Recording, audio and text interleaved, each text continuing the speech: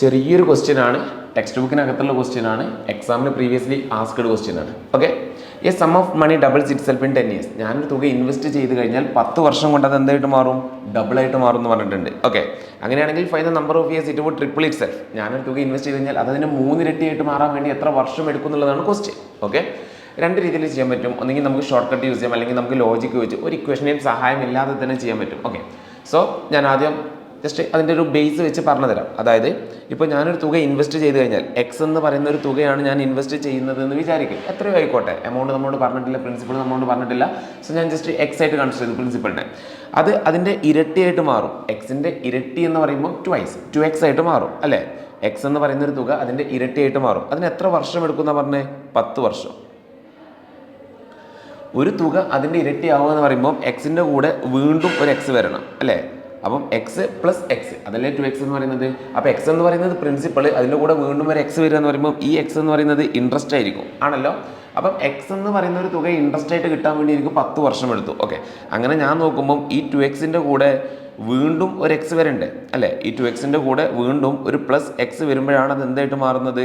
3x ആയിട്ട് മാറുന്നത് അല്ലേ? അപ്പോൾ അതിന് വീണ്ടും ഒരു 10 വർഷം കൂടെ എടുക്കൂലേ? ഓൾറെഡി ഒരു എക്സ് നമുക്ക് ഇൻട്രസ്റ്റ് ആയിട്ട് കിട്ടാൻ വേണ്ടിയിട്ട് 10 വർഷം എടുത്തു. സിമ്പിൾ ഇൻട്രസ്റ്റ് ആണ്. അപ്പം അതേ എക്സ് തന്നെ വീണ്ടും നമുക്ക് കിട്ടണമെന്നുണ്ടെങ്കിൽ വീണ്ടും 10 വർഷം എടുക്കും അല്ലേ? അപ്പോൾ ടോട്ടൽ നമുക്ക് എത്ര വർഷം വന്നു? എക്സ് എന്ന് പറയുന്ന തുക 3x ആയിട്ട് മാറണമെന്നുണ്ടെങ്കിൽ ഓൾറെഡി ഒരു 10 വർഷം വന്നു, വീണ്ടും പ്ലസ് 10 ഇയർ അല്ലേ? അപ്പോൾ എനിക്ക് കിട്ടുന്നത് ടോട്ടൽ 20 ഇയർ ആണ്. 20 വർഷം എടുത്തു കഴിഞ്ഞാൽ നമുക്ക് എന്ത് കിട്ടും? ഞാൻ ഇൻവെസ്റ്റ് ചെയ്ത തുക അതിൻ്റെ 3 ഇരട്ടിയായിട്ട് മാറും. ഓക്കെ ആണല്ലോ. സോ ഓപ്ഷൻ സി ആയിരിക്കും അതിൻ്റെ ആൻസർ വരുന്നത്. സോ ഒന്നെങ്കിൽ നമുക്ക് ഇതുപോലെ ലോജിക്ക് വെച്ച് ചെയ്യാൻ പറ്റും. ഈ ഒരു ലോജിക്കാണ് നമ്മൾ എവിടെ യൂസ് ചെയ്യാറ്? കോമ്പൗണ്ട് ഇൻട്രസ്റ്റിൻ്റെ കേസിലൊക്കെ കോമൺ ആയിട്ട് വരുന്ന ക്വസ്റ്റ്യൻ ആണ്. ആ കേസിലൊക്കെ നമ്മൾ ഇതേപോലെ യൂസ് ചെയ്യും. ഓക്കെ, ഇനി അതല്ല, നമുക്ക് വേണമെങ്കിൽ ഇത് ഷോർട്ടായിട്ട് ഷോർട്ട് കട്ട്സ് യൂസ് ചെയ്തിട്ട് നമുക്ക് ചെയ്യാൻ പറ്റും. അതെങ്ങനെയാണെന്നുള്ളൊരു കേസ് കൂടെ നമുക്കൊന്ന് നോക്കാം. ഓക്കെ, ആ ഒരു കേസ് വരുന്നത് ഷോർട്ട് കട്ട് വരുന്നുണ്ട്. ആരുടെ കേസിൽ? ഡബിളിൻ്റെ കേസിൽ.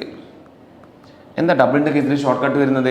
ഞാനൊരു തുക ഇൻവെസ്റ്റ് ചെയ്ത് കഴിഞ്ഞാൽ അവിടുത്തെ റേറ്റ് ഓഫ് ഇൻട്രസ്റ്റ് കാണണമെന്നുണ്ടെങ്കിൽ ഡബിളിൻ്റെ കേസ് ആണെന്നുണ്ടെങ്കിൽ ജസ്റ്റ് എന്ത് ചെയ്താൽ മതി? R = 100 ഡിവൈഡഡ് ബൈ n ചെയ്താൽ മതി എന്ന് പറയുന്ന ഒരു ഫോർമുലയുണ്ട്. ഓക്കെ, സോ ആ ഫോർമുലക്ക് നമ്മൾ ഇവിടെ അപ്ലൈ ചെയ്യുമ്പോൾ R = 100 ഡിവൈഡഡ് ബൈ ഇവിടെ 10 ഇയേഴ്സ് അല്ലേ ഡബിളിൻ്റെ കേസിൽ വരുന്നത്. 10 ചെയ്ത് കഴിഞ്ഞാൽ R = എനിക്ക് 10% എന്ന് കിട്ടും. സോ എനിക്കൊരു കാര്യം മനസ്സിലായി, ഈ സ്കീമിൻ്റെ റേറ്റ് ഓഫ് ഇൻട്രസ്റ്റ് വരുന്നത് 10% ആണ്. ഓക്കെ, ഇനി രണ്ടാമത്തെ കാര്യം, ട്രിപ്പിൾ ആകാൻ വേണ്ടി എത്ര വർഷം എടുക്കുമെന്നുള്ളതാണ് ക്വസ്റ്റ്യൻ. ഓക്കെ, അപ്പോൾ ട്രിപ്പിളിൻ്റെ കേസിൽ വരുന്ന ഷോർട്ട് കട്ട് എന്ന് പറയുന്നത് എന്നോട് കാണാൻ പറഞ്ഞ നമ്പർ ഓഫ് ഇയേഴ്സ് ആണല്ലോ. അപ്പോൾ എന്നെ കാണാൻ വേണ്ടി നമ്മൾ യൂസ് ചെയ്യുന്ന ഷോർട്ട് കട്ട് എന്ന് പറഞ്ഞാൽ 200 ഡിവൈഡഡ് ബൈ R ആണ്. അപ്പോൾ നമുക്കിവിടെ എന്ത് വേണം? റേറ്റ് ഓഫ് ഇൻട്രസ്റ്റ് വേണം. ഈ റേറ്റ് ഓഫ് ഇൻട്രസ്റ്റ് ഞാൻ അവിടെ കൊണ്ടുപോയിട്ട് കൊടുക്കും. So n = 200 divided by 10. അപ്പോൾ ഇത് ചെയ്യുമ്പോൾ എനിക്ക് എന്ത് കിട്ടും? n = 20 ഇയേഴ്സ് എന്ന് കിട്ടും. സോ ഈ രീതിയിൽ നമുക്ക് ആൻസർ ചെയ്യാം. രണ്ട് രീതിയിൽ ചെയ്ത് കഴിഞ്ഞാലും സെയിം ആൻസർ ആണ്. ഒന്ന് ഷോർട്ട് കട്ട്, മറ്റൊന്ന് ജസ്റ്റ് ബേസിക് ആയിട്ടുള്ള ലോജിക്ക് അപ്ലൈ ചെയ്തിട്ട്. ഓക്കെ.